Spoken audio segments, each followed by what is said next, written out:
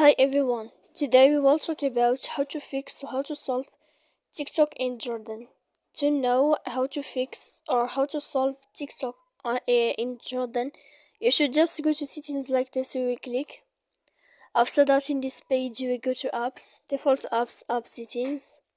When you will see this list, you will go down to find the application of TikTok here, and you will enter. Then in this page, you will go down to click for stop. When you will end this, you will enter to storage. After that, in this page, you will click clear cache. Then you will go to click clear data. When you will end all this, you can turn off your Wi-Fi.